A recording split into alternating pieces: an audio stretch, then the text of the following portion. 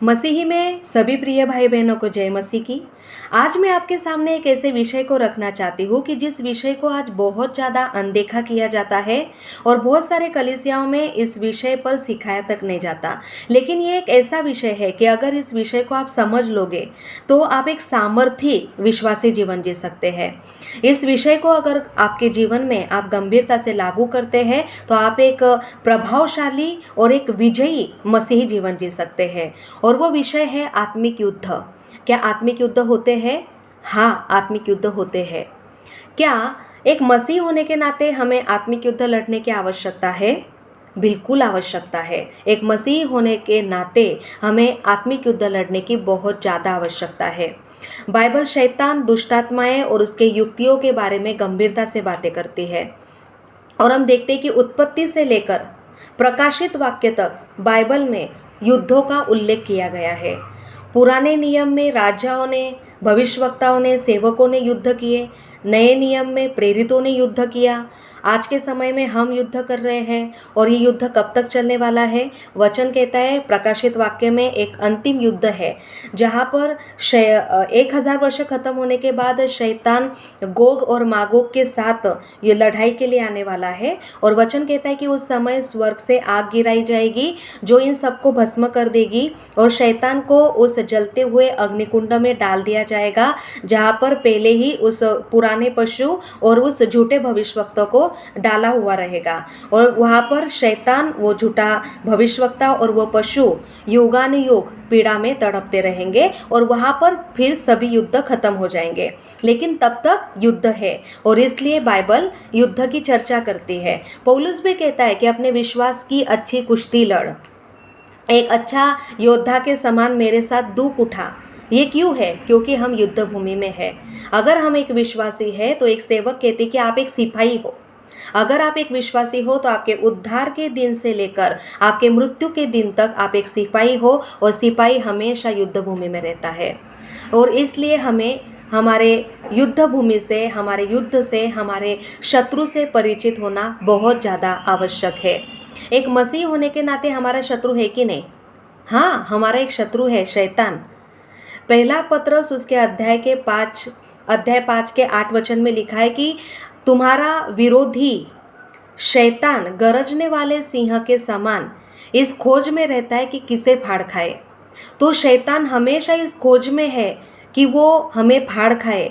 वो ताक में लगा रहता है कि मैं किसे फाड़ खाऊं। लेकिन आज के जो आधुनिक प्रचारक है, आज के जो आधुनिक बुद्धि रखने वाले विश्वासी है, वो सोचते हैं कि शैतान, दुष्टात्माएं, युद्ध ये सारी बीती हुई बातें हैं, ये कल की बातें हैं, आज ये सब कुछ मायने नहीं रखता। लेकिन ये शैतान का एक भरमाया जाना ही है। ये बिल्कुल भी सच नहीं है। युद्ध है क्योंकि शैतान अभी भी कार्य कर रहा है। शैतान कैसे कार्य करता है? बहुत सारे लोग कहेंगे कि अरे यीशु ने तो शैतान को क्रूस पर हरा दिया है और शैतान अभी बंदी है तो अभी हमें उससे डरने की आवश्यकता नहीं, वो हमें कुछ नहीं कर सकता। बिल्कुल शैतान बंदी है लेकिन फिर भी वो कार्य करता है। वो किस रीति से कार्य करता है तो मैं आपको एक उदाहरण से समझाना चाहूँगी। लेटेस्ट उदाहरण है, लॉरेंस बिश्नोई करके एक गैंगस्टर है। उसने पंजाब का जो फेमस सिंगर है सिद्धू मूसेवाला, उसको मरवा डाला। तो जब उसने सिद्धू मूसेवाला को मरवाया तब ये जो लॉरेंस बिश्नोई है ये जेल में था। लेकिन लॉरेंस बिश्नोई के कुछ लोग हैं जो इंडिया में भी है और इंडिया के बाहर भी है जो लॉरेंस बिश्नोई के लिए काम करते हैं। तो लॉरेंस बिश्नोई ने अपने जवाब में बताया कि उसने कहा कि उसके पास 700 शार्प शूटर है जो लॉरेंस बिश्नोई के एक मैसेज पर किसी को भी मरवा डालते हैं। और उन्हीं शार्प शूटर में से कुछ शार्प शूटर्स ने लॉरेंस बिश्नोई के एक मैसेज पर मूसेवाला को मरवा डाला। और सेम रणनीति में आज शैतान कार्य कर रहा है। भले ही शैतान आज बंदी है लेकिन उसके जो दुष्टात्माएं हैं वो संसार भर में फैली हुई है और वो शैतान की एक आज्ञा पर काम करते हैं। जैसे हम वचन में देखते हैं ना कि यहोवा अपने दूतों को तेरे निमित्त आज्ञा देगा, उसी रीति से शैतान भी अपने दुष्टात्माओं को हमारे विरोध में काम करने के लिए आज्ञा देता है और दुष्टात्माएं उसके आज्ञाओं पर चोरी, घात और नाश कर रहे हैं। और इसलिए आज हमें हमारे युद्ध भूमि से परिचित होना आवश्यक है। शैतान जो युद्ध करता है वो युद्ध उस व्यक्ति के विरोध में करता है जो शैतान को हराना चाहता है। बहुत सारे लोगों का सवाल होता है कि हम कैसे शैतान को हमारे जीवन में जगह देते हैं। तो देखो, हमें वचन पता है, वचन में हमें परमेश्वर की आज्ञा, परमेश्वर के हृदय, परमेश्वर की इच्छाओं से हमें परिचित कराया गया है। और ये सत्य को जानने के बावजूद भी जब हम सत्य के साथ समझौता करते हैं, इसलिए कि हम अपनी बातों को पूरा कर सके या डर से, तो हम शैतान को हमारे जीवन में कार्य करने का वैयक्तिक अधिकार देते हैं। और फिर शैतान हमारे जीवन में दुष्टात्माओं की सहायता से चोरी, घात और नाश करने के लिए आ जाता है, और फिर हमें उसके साथ युद्ध करना पड़ता है। तो हमारा जो आत्मिक युद्ध है, ये 2 तरीके का आत्मिक युद्ध है। इसमें सबसे पहला होता है कि हमारे स्वयं के पाप और कमजोरियों के विरोध में आत्मिक युद्ध। तो हम रोमियो अध्याय 6 उसका 6 वचन देखेंगे। हम जानते हैं कि हमारा पुराना मनुष्यत्व उसके साथ क्रूस पर चढ़ाया गया, ताकि पाप का शरीर व्यर्थ हो जाए और हम आगे को पाप के दासत्व में ना रहे। तो वचन कहता है कि हमारा पुराना मनुष्यत्व क्रूस पर चढ़ाया गया है। किस लिए क्रूसित किया गया है? कि हम पाप के दासत्व में ना रहे। लेकिन हम फिर भी अनुभव करते कि बहुत सारे विश्वासी आज भी पाप का सामना करते हैं, आज भी पाप के दासत्व में खुद को अनुभव करते हैं। वो व्यभिचार में खुद को अनुभव करते हैं, व्यस्तों में खुद को अनुभव करते हैं, वो निराशा में खुद को अनुभव करते हैं, और ऐसी बहुत सारी बातें हैं जिससे एक विश्वासी होने के बावजूद भी हम खुद को सामना करते हुए अनुभव करते हैं। ये क्यों होता है? क्योंकि हम खुद के पापों के विरोध में लड़ रहे हैं, लेकिन अब तक हम उसमें विजयी नहीं हुए। लेकिन बाइबल हमें उससे हम कैसे निपट सकते हैं, इस खुद के स्वयं के पापों के विरोध में जो आत्मिक युद्ध है, उसमें हम कैसे विजय प्राप्त कर सकते हैं, उसका जवाब भी हमें बाइबल देती है। तो हम वचन देखेंगे इसी अध्याय में। रोमियो अध्याय 6 का 13 वचन हमें निकास देता है कि हमें स्वयं के पाप के विरुद्ध में जो आत्मिक युद्ध लड़ रहे हैं, उससे किस रीति से हमें निपटना चाहिए। तो 13 वचन में लिखा है, और न अपने अंगों को अधर्म के हथियार होने के लिए पाप को सौंपो, पर अपने आप को मरे हुओं में से जी उठाओ जानकर परमेश्वर को सौंपो, और अपने अंगों को धार्मिकता के हथियार होने के लिए परमेश्वर को सौंपो। तो यहाँ पर वचन कहता है कि किस रीति से हम हमारे खुद के पापों के विरोध में विजय प्राप्त कर सकते हैं। तो हमें जो हमारे अंग है, हमारे शरीर के जो अंग है, हमें उनके साथ व्यवहार करना है। हमें हमारे आँखों के साथ, कानों के साथ, मुख के साथ, हाथ के साथ, पैरों के साथ, विचारों के साथ व्यवहार करना है। किस रीति से? कि अगर हमारी आंखें पोर्नोग्राफी या कुछ गलत वीडियोस देखने की ओर मुड़ती है, तो हमें हमारे आंखों के साथ व्यवहार करना है कि ये पुराने मनुष्यत्व के साथ आंखें भी क्रूसित हुई है, और अभी जो आंखें मेरी है, ये मेरी नहीं, लेकिन ये मैं मसीह को सौंपता हूँ, उसके धार्मिकता के हथियार होने के लिए सौंपता हूँ, और मेरे आंखों से मैं अच्छा देखूंगा, अच्छा करूँगा। जब आपके कान कुछ गलत सुनने के लिए आकर्षित होते हैं, तो आपको आपके कानों के साथ व्यवहार करना है कि मेरे कानों को मैं मसीह को सौंपता हूँ, उसके धार्मिकता के हथियार होने के लिए सौंपता हूँ, और ये कान अब मेरे नहीं, लेकिन ये मसीह के कान हैं, और ये मसीह के वचन को सुनेंगे। जब आपका मुख कुड़कुड़ाता है, जब आपका मुख गाली गलौज करता है, जब आपके मुख से आप निंदा करते हैं, तो उस समय तुरंत आपको आपके मुख को अनुशासित करना चाहिए, और आपके मुख को आपको व्यवहार करके उसे मसीह के धार्मिकता का हथियार बनाकर उसकी स्तुति और आराधना के लिए इस्तेमाल करना चाहिए। हमें हमारे विचारों को कैद करके मसीह का आज्ञाकारी बनाना है। सेम पौलुस ने किया। जब वो अपने खुद के पापों के साथ व्यवहार करता था, तो वो हमेशा अपने शरीर को मार कर, कूट कर मसीह का आज्ञाकारी बनाता था, और वो कहता है कि मैं मेरे हर एक विचार को कैद करके मसीह का आज्ञाकारी बनाता हूँ। तो इस रीति से जब आप आपके अंगों को मसीह के हाथ सौंपोगे, आपके अपने अंगों के साथ व्यवहार करोगे और उसे आज्ञाकारी बनाओगे, अनुशासन में लाओगे, तो आप जरूर आपके स्वयं के पापों के विरुद्ध में जो आत्मिक युद्ध चल रहा है, उसे आप जीत सकते हो, उस पर आप विजय प्राप्त कर सकते हो। और दूसरा है शैतान के विरुद्ध आत्मिक युद्ध। तो हम किस रीति से शैतान के विरोध में युद्ध लड़ रहे हैं? इफिसियों अध्याय 6 उसके 12 वचन में लिखा है, क्योंकि हमारा यह मल्ल युद्ध लहू और मांस से नहीं, परंतु प्रधानों से और अधिकारियों से और इस संसार के अंधकार के हाकिमों से और उस दुष्टता के आत्मिक सेनाओं से है जो आकाश में है। तो वचन कहता है कि हमारा जो युद्ध है वो किसी व्यक्ति के साथ नहीं है, लेकिन ये शैतान और उसके दुष्टात्माओं के साथ है। और ये जो शैतान और उसकी दुष्टात्मा जो है, ये क्रमबद्ध नीति से क्रमबद्ध रीति से युद्ध करती है। तो इसलिए वचन कहता है कि हम शत्रु की युक्ति से अनजान नहीं है। तो हमें शैतान की युक्तियों को जानना है और उस युक्तियों के जानकर हमें अपनी रणनीति तैयार करनी है और परमेश्वर के सामर्थ्य से हमें शत्रु के साथ युद्ध करना है। तो बहुत सारे लोग क्या करते हैं कि हमारा युद्ध है आत्मिक, लेकिन लड़ते हैं शारीरिक तरीके से। और दूसरा कोरिन्थियों में भी वचन कहता है कि भले ही हम शरीर में चलते हैं लेकिन शरीर के अनुसार नहीं लड़ते, क्योंकि हमारे जो हथियार है वो शारीरिक नहीं लेकिन ये आत्मिक हथियार है जो परमेश्वर के द्वारा सामर्थ्य है। तो जब आप लड़ रहे हो ना, तो आपको शारीरिक रीति से शारीरिक हथियारों को इस्तेमाल करके नहीं लड़ना है। शारीरिक हथियार भी है। एक विश्वासी व्यक्ति शारीरिक हथियार इस्तेमाल करके किस रीति से लड़ता है? एक विश्वासी व्यक्ति जब परिस्थिति का, दुखों का, ताड़ना का, दुख का, कमी घटी का और बहुत सारे तूफानों का सामना करता है तो वो निराश हो जाता है, वो क्षमा नहीं करता है, वो नफरत करता है, वो कड़वाहट से भर जाता है, गड़बड़ी में चला जाता है। जैसे कुलुस्सियों अध्याय 3 में ये शारीरिक हथियार दिए हैं। तो बहुत सारे विश्वासी क्या करते हैं कि जब वो युद्ध में होते हैं तो इन शारीरिक हथियारों का इस्तेमाल करते हैं और इसलिए वो विजयी नहीं हो पाते, क्योंकि आत्मिक युद्ध को शारीरिक हथियार से लड़ना मानो ऐसा है कि आप कुल्हाड़ी के द्वारा लोहा तोड़ना चाहते हो, जो कि असंभव है। इसलिए हमें आत्मिक युद्ध को आत्मिक रीति से, आत्मिक हथियारों से ही लड़ना जरूरी है। और इसलिए इफिसियों अध्याय 6 में बहुत सारे आत्मिक हथियार दिए गए हैं। बहुत सारे लोग जो कहते हैं ना कि आत्मिक युद्ध नहीं है, तो अगर आत्मिक युद्ध आज के समय में नहीं होता तो फिर बाइबल में से इफिसियों अध्याय 6 को निकाल देना चाहिए था ना। क्यों आज भी इफिसियों अध्याय 6 बाइबल में है? इतना ही नहीं, लेकिन पतरस, याकूब, यहूदा, खुद पौलुस हमेशा युद्ध के बारे में उन्होंने बातें किया। उन्होंने युद्ध के बारे में हमें सचेत, जागरूक और जागते रहने के लिए आज्ञा दी है।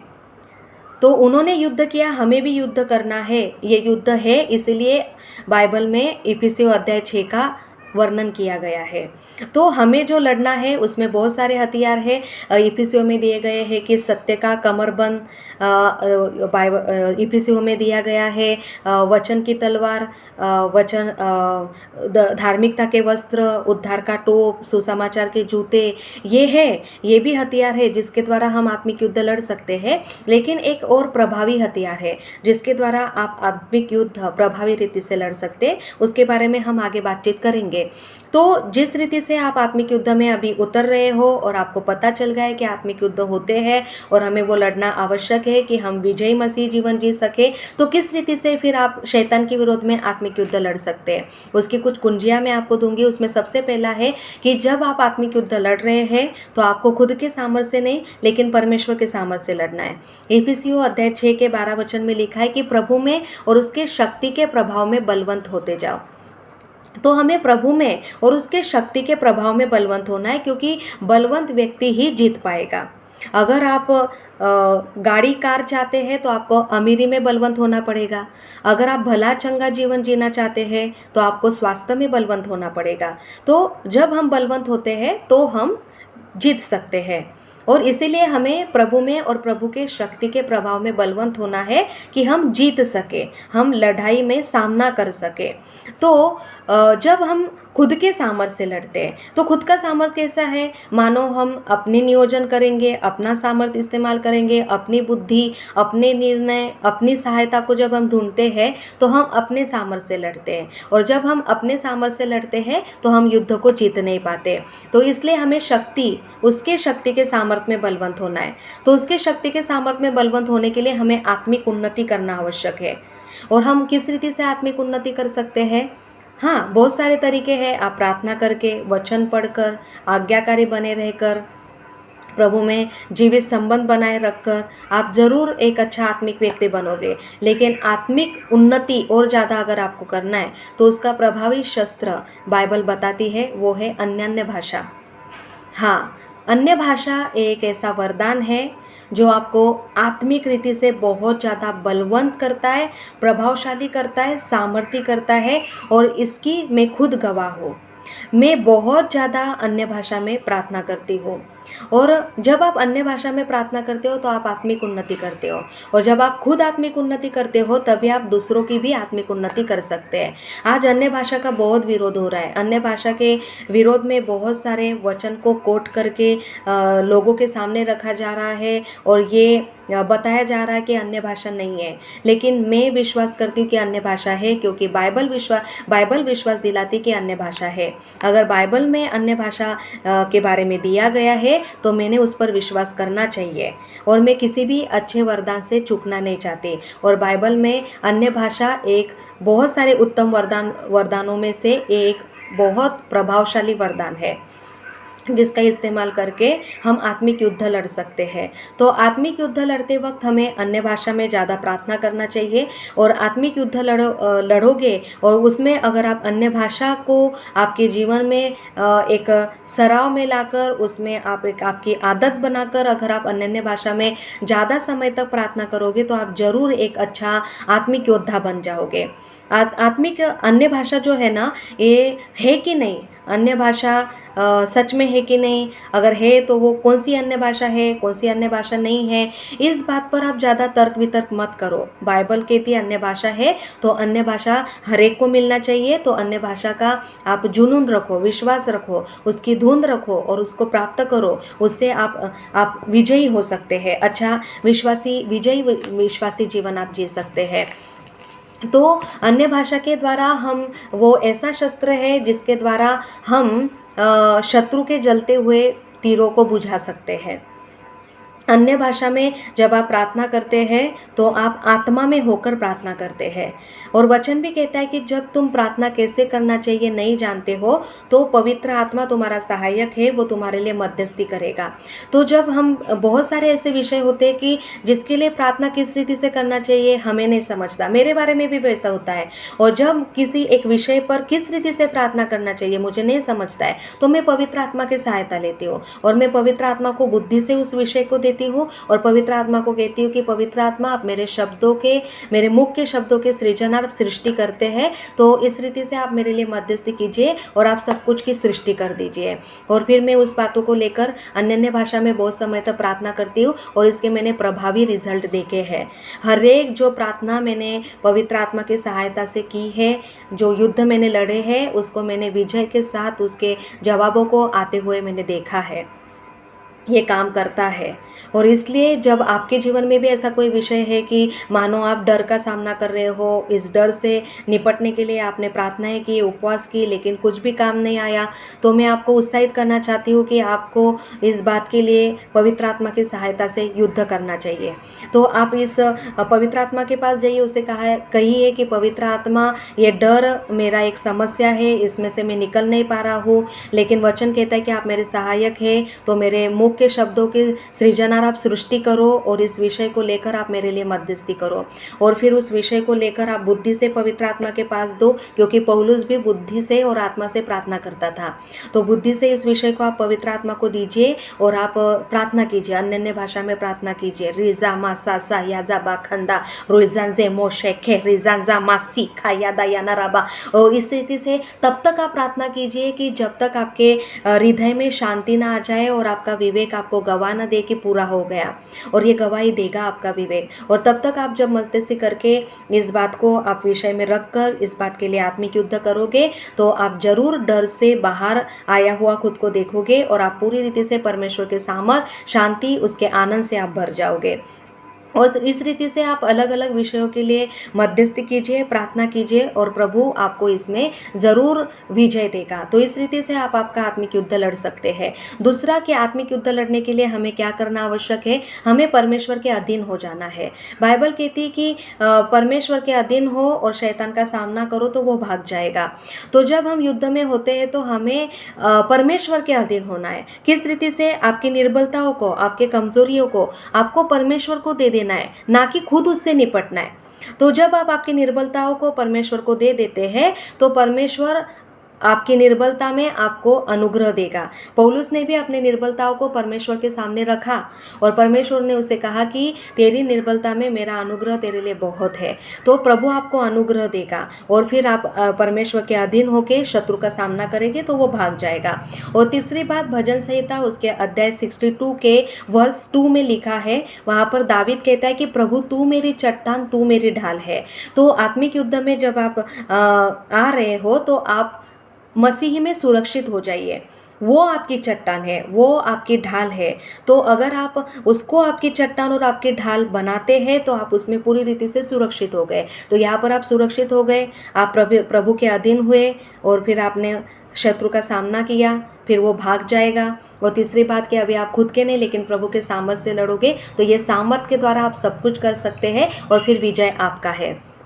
तो इस रीति से हमें आत्मिक युद्ध लड़ना है। और ये आत्मिक युद्ध जब आप लड़ना शुरू करेंगे, आत्मिक युद्ध लड़ना जब आप आपकी आदत बनाएंगे और आत्मिक युद्ध के साथ जब आप परमेश्वर के अधीन होकर युद्ध करना सीख जाएंगे, मैं आपको बताना चाहती हूँ, आप खुद को, आपके गांव को, आपके ज़मीन को, आपके परिवार को, आपके लोगों को, इतना ही नहीं लेकिन आप आपके देश को छुटकारा देने वाले बन जाएंगे। आत्मिक युद्ध जब हम लड़ते हैं तो हम खुद का और दूसरों का भी छुटकारा करने वाले बन जाते हैं और हम खुद भी विजय में चलते हैं और हम दूसरों को भी विजय की कुंजी दे सकते हैं। तो ये आत्मिक युद्ध है, ये बहुत ज़्यादा गंभीर है, ये बहुत ज़्यादा ज़रूरी है और बिल्कुल भी आप इसे अनदेखा ना करें। लेकिन इस युद्ध के द्वारा आप संवेदनशील हो जाए आत्मिक संसार के साथ, और जब आप इन बातों के द्वारा आत्मिक संसार से संवेदनशील हो जाओगे, आप आसानी से शैतान की रणनीति को जान पाओगे, उसके युक्तियों को जान पाओगे और उसके विरोध में खड़ा होकर आप शत्रु को हराकर आपके युद्ध में आप स्थिर रह पाओगे। आप कठिन समय में शत्रु का सामना कर पाओगे, जागरूक रह पाओगे, आप जागे हुए रहकर आप सामना कर सकते हैं, आप स्थिर रह सकते हैं और आप विजयी हो सकते हैं। तो मैं प्रार्थना करूंगी प्रभु से कि इस वचन के द्वारा प्रभु आपको और भी आत्मिक समझ दे, बुद्धि दे, ज्ञान दे, अपना अनुग्रह दे कि आप भी आज से आत्मिक युद्ध पर विश्वास करके आत्मिक युद्ध में खड़े होकर अपने युद्ध भूमि में आकर शत्रु का सामना करें, लड़े और आप एक विजयी मसीह जीवन जिए, एक सामर्थी मसीही आप बने और हमेशा आप सामर्थ में और विजय में चलने वाले बन जाए। प्रभु इस वचन से आप सभी को बहुत ज़्यादा आशीषित करें। आमेन।